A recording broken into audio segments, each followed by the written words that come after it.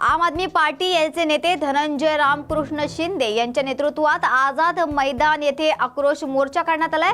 तर राज्यातील बेरोजगारांच्या विविध मागण्यांसाठी राज्य शासनाशी गेल्या अनेक महिन्यांसाठी पाठपुरावा करत असून त्यांचे प्रश्न सुटलेले नाहीयेत। या मोर्चात आपल्या प्रलंबित मागण्यांसाठी कोविड काळात लढलेले कोविड योद्धे असतील किंवा त्याचप्रमाणे आरोग्य सेवक परीक्षा मेरिटमध्ये उत्तीर्ण होऊनही अपात्र ठरलेल्या महिला आणि पुरुष परिचारिका एमपीएससी मार्फत आगामी राज्यसेवा आणि कंबाईन गट ब आणि क परीक्षांची तयारी करणारे विद्यार्थी बीएमसीच्या आगामी भरतीमध्ये स्थान मिळावे म्हणून प्रकल्पग्रस्त 12,500 आदिवासी समाजाच्या जागा राज्य सरकारने भराव्यात अशी मागणी यावेळी करण्यात येते।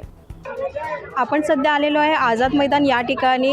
जे बेरोजगार होते कोविड काळामध्ये ज्यांनी काम केलेलं त्यांचं अजूनपर्यंत काही झालेलं नाही। त्यानिमित्त आम आदमी पार्टीचे जे नेता आहेत आपल्यासोबत, आपण त्यांच्याशी थेट बातचीत करूया। सर, काय सांगाल, कशासाठी आपण आंदोलन केलं या ठिकाणी?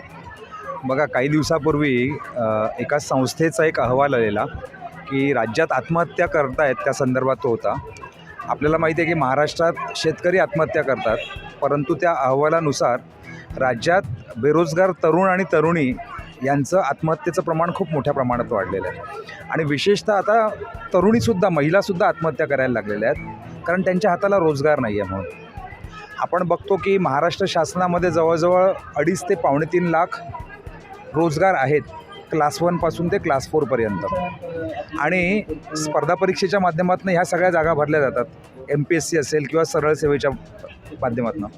महाराष्ट्रात आजच्या घडीला जवळजवळ 40 ते 45 लाख मुलं आहेत जी ह्या स्पर्धा परीक्षांच्या माध्यमातून ह्या वेगवेगळ्या पोझिशन्सचा अभ्यास करत असतात। काही परीक्षा MPSC कंडक्ट करतात। गंमत झाली अशी की एकतर वर्षानुवर्ष ह्या विभागांच्या जाहिरातीच येत नाहीत। दुसरी गोष्ट, जाहिरात आली तर परीक्षेची तारीखच कळवत नाहीत। परीक्षेची तारीख जर आली तर परीक्षाच वेळेवर घेत नाहीत। परीक्षा ज्या घेतल्या जातात त्याच्यामध्ये पेपर फुटतात, कॉपी होते। आपण बघितलं तलाठीमध्ये काय झालं, ग्रामविकासमध्ये काय झालं, आरोग्य विभागाच्या वरतीत काय झालं, म्हाडामध्ये काय झालं, पोलीसमध्ये काय झालं। आता परीक्षा घेतात एवढं करूनसुद्धा मग निकालच वेळेवर लागत नाहीत। निकाल लागल्यानंतर डॉक्युमेंट व्हेरिफिकेशनच होत नाही वेळेवर। आणि एवढं सगळं करून डॉक्युमेंट व्हेरिफिकेशन झाल्यानंतरसुद्धा आपल्याकडे ह्या आरोग्य परिचारिका आहेत, BSc नर्सिंग आणि GNM झालेल्या, हे सगळ्या या स्पीड ब्रेकर अग्निदिव्यातनं गेल्यानंतर आत्ता त्यांना ग्रामविकास विभागाचे जे जिल्हा परिषदेचे अधिकारी सांगतात की तुम्ही अपात्र आहेत। हीच गोष्ट 50% आरोग्यसेवक जे आहेत त्यांच्या बाबतीतसुद्धा आहे। परीक्षा दिली, मेरिटमध्ये आले, डॉक्युमेंट व्हेरिफिकेशन झालं आणि आता त्यांची नियुक्ती होल्डवर आहे। त्याच्या संदर्भातला जो मार्गदर्शक सूचना ज्या आहेत त्या ग्रामीण विकास विभागाकडनं त्या जिल्हाधिकाऱ्यांना गेलेल्या नसल्यामुळे जवळजवळ 2600 जण आहेत, त्यांची भरती रखडलेली आहे। ह्या जवळजवळ 3,500 ते 4,000 मुली आहेत, सगळ्या स्वतःच्या छोट्या बाळांना घरी ठेवलं आहे आणि त्या इथे आलेल्या आहेत। त्यांना हक्काची नोकरी पाहिजे, सगळं झालेलं आहे ना। आता एक ही गोष्ट, दुसरी गोष्ट, तुम्ही मला सांगा, कोविडसारखं पूर्ण भारतावरती संकट होतं, सरकारी कर्मचारी जे होते ना ते नोकरीवर जायला तयार नव्हते, त्यांना त्यांच्या जीवाची पडलेली। म्हणून हे कोविड योद्धे जे आहेत बिचाऱ्यांच्या हाताला काही काम नव्हतं, हे आले आपल्या महाराष्ट्रातल्या जनतेची सेवा करण्यासाठी। कोविडपासनं महिला होत्या, पुरुष होती, स्वतःची त्यांची कुटुंब होती, तळहातावरती स्वतःचं शीर घेऊन ते लढतात ना, जशी लढाई लढले ना तसे आले महाराष्ट्रातल्या जनतेचा जीव वाचवायसाठी।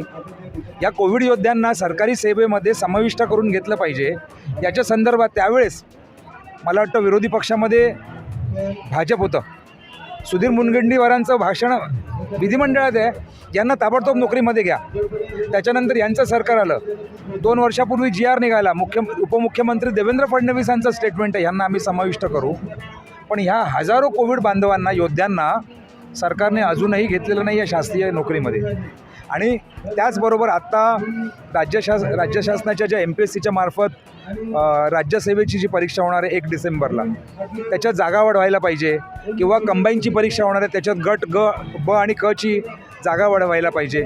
आज आपण बघतो की पोलीस खात्यामध्ये PSIची जवळजवळ 2,700 पदं खाली आहेत। आमच्या उपलब्ध माहितीनुसार त्याच्यातली फक्त 250 पदं निघत आहेत। महाराष्ट्रात आज आपल्या 4-4 वर्षाच्या लेकरांवरती बलात्कार होतो आहे की नाही, महिलांवरती बलात्कार होतो आहे, कायदा सुव्यवस्थेचा प्रश्न निर्माण झालेला आहे. अशा वेळेला 2700 पदं भरायची PSIची, त्याच्यावरची फक्त 250च नोटिफिकेशन जर निघत असेल तर काय चाललं आहे काय राज्यामध्ये?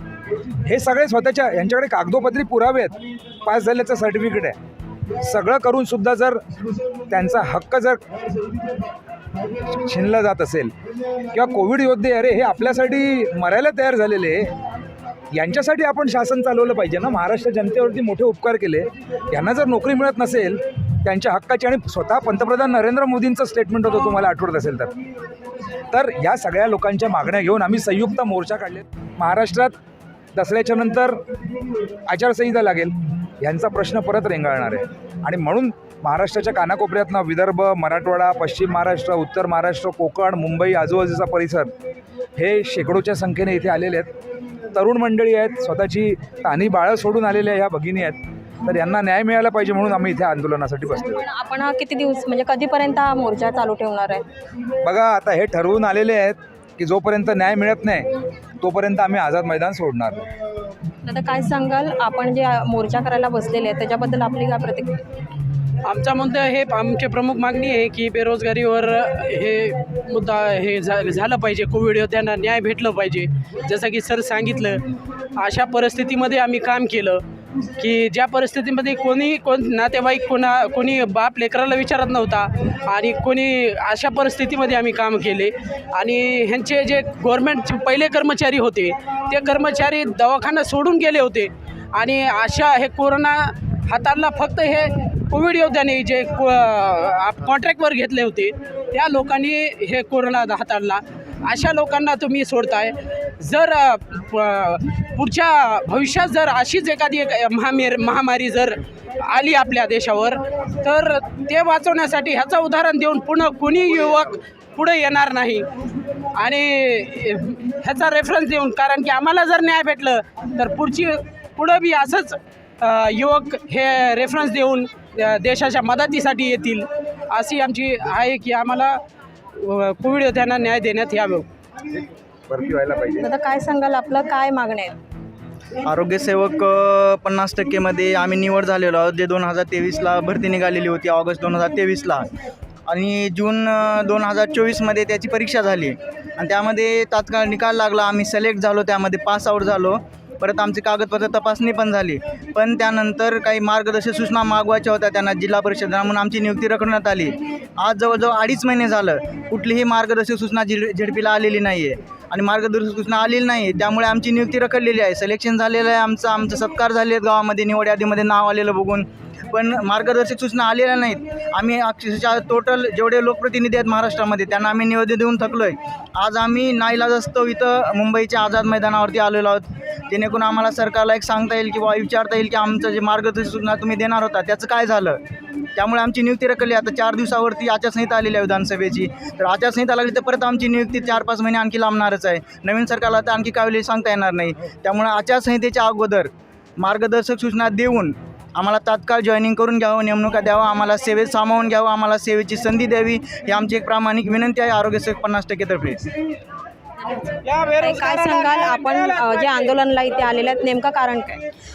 आम्ही जिल्हा परिषद आरोग्य परिचारिका म्हणून फॉर्म भरला होता, महिला सेविका म्हणून 2023ला जाहिरात निघाली होती. जिल्हा परिषदची 2024ला कंडक्ट झाली एक्झाम आमची, जूनमध्ये एक्झाम झाली. त्याच्यानंतर आमचे मेरिट लागलं, त्याच्यानंतर आमचं डॉक्युमेंट व्हेरिफिकेशन पण झालं. डॉक्युमेंट व्हेरिफिकेशन होऊन आता 3 महिने उलटले, आणि डॉक्युमेंट व्हेरिफिकेशन झाल्यानंतर आता नियुक्तीच्या वेळी ते लोक आम्हाला सांगतात की तुम्ही GNM BSc ह्या पदासाठी पात्र नाही आहेत, म्हणून सरकारकडे 1 वर्ष होतं ह्या सगळ्या गोष्टी सांगण्यासाठी. किंवा त्याच्यानंतर आमचं डॉक्युमेंट व्हेरिफिकेशनपर्यंत आलो, आमच्या घरचे सगळे खुश, आम्ही जॉब सोडून बसलो इथे. त्याच्यानंतर आम्ही जिल्ह्याच्या DHO CEO सगळ्यांना भेटतो आहे, त्यांना निवेदन देतो आहे की आमचा काहीतरी ह्याच्याबाबत विचार करून.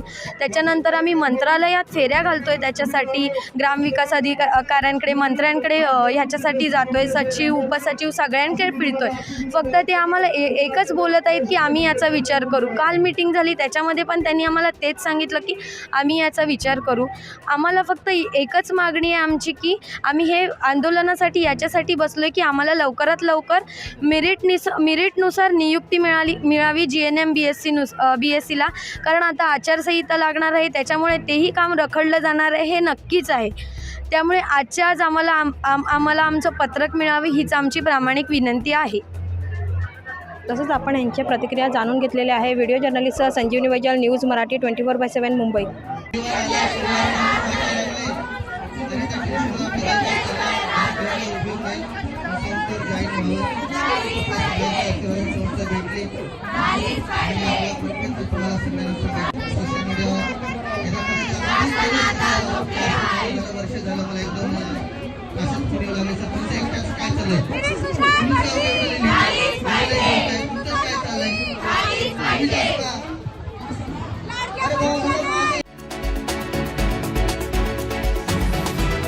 तर आताच एक महत्त्वाची बातमी समोर येते. यवतमाळमध्ये टायर फुटल्यानं रुग्णवाहिका पलटी होऊन झालेल्या अपघातात रुग्णवाहिकेच्या चालकाचा मृत्यू झालाय, तर सहप्रवासी गंभीर जखमी झाले असून त्यांना नजीकच्या वसंतराव नाईक शासकीय वैद्यकीय महाविद्यालय यवतमाळ येथे दाखल करण्यात आलंय.